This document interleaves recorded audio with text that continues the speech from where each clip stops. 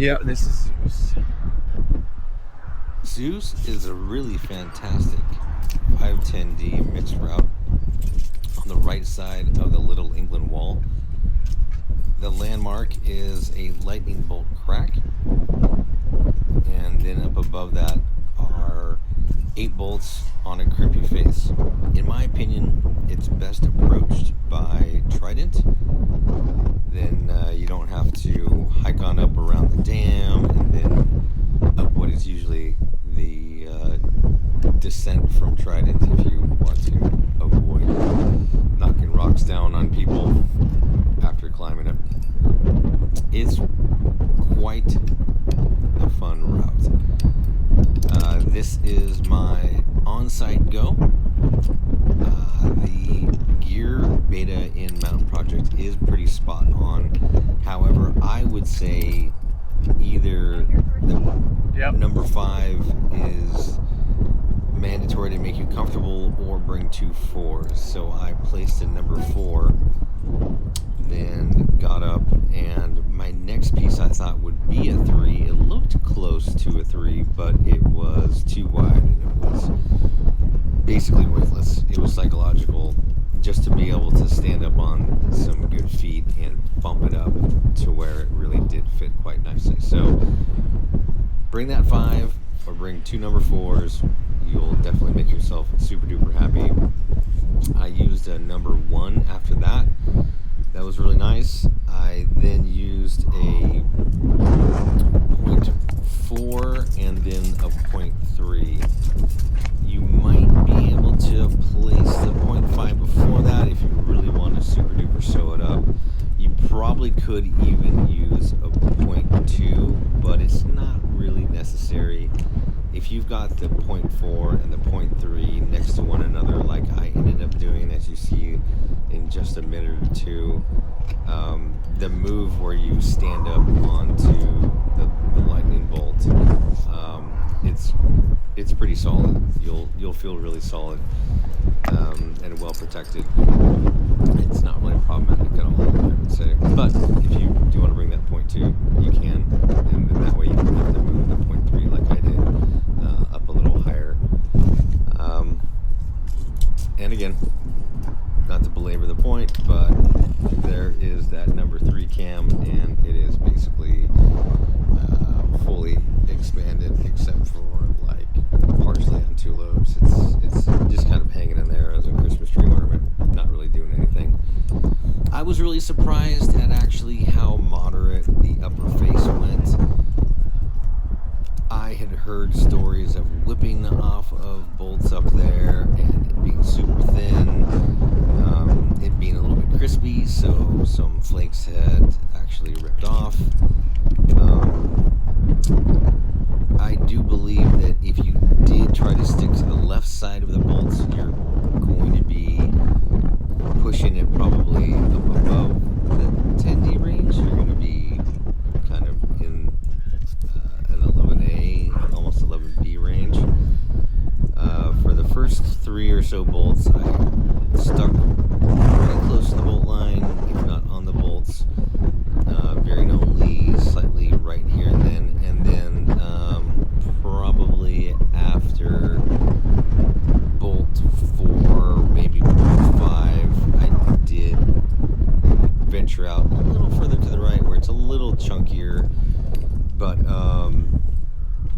it's lower angle up there. There's a lot of stuff, and there's, in my opinion, no reason to climb in an area where it's just forcing you to pull moves that you don't really necessarily need to pull. So as you can see, there's some pretty good hand jams in this guy, and then it gets into some finger locks as you move diagonally up through this crack.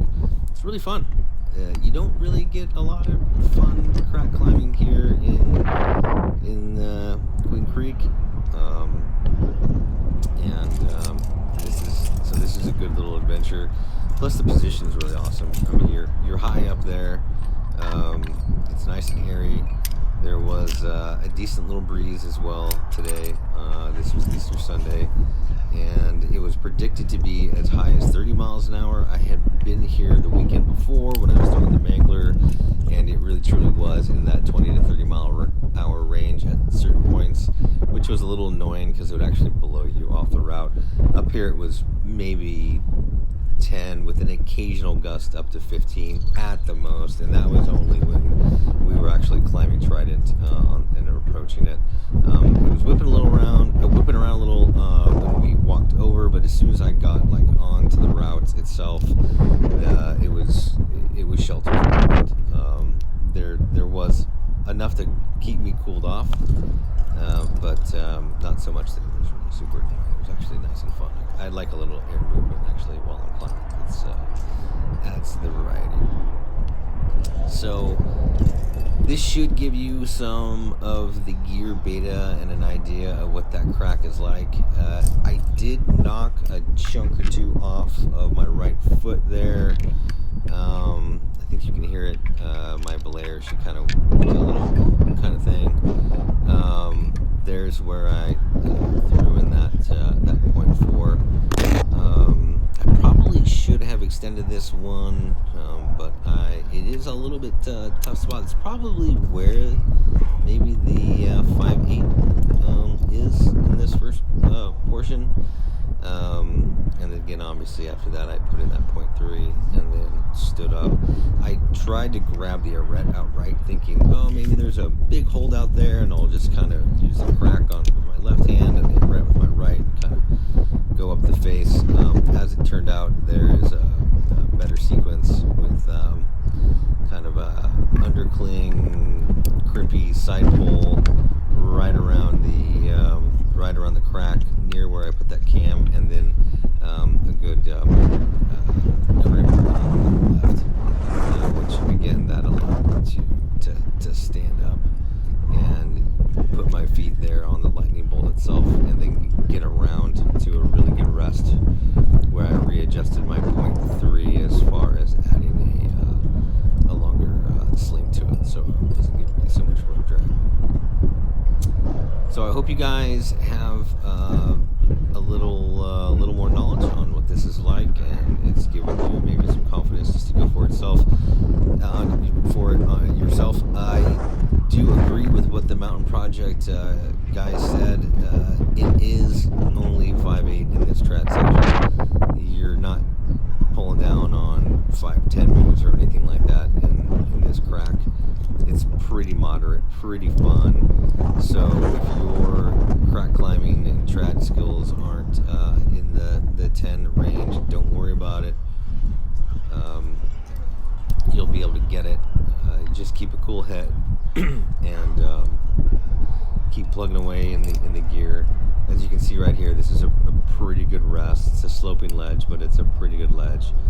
And then you move out onto the face, and it's just classic Atlantis style, somewhat in cut, sometimes just flat, but proper little micro ledges, crimp things, edges and stuff to be able to move up on, moving the feet, moving the hands, moving the feet, moving the hands. Just keep it moving, and you'll get to the top. Yep. So have fun on this one, and we'll catch you on the next one.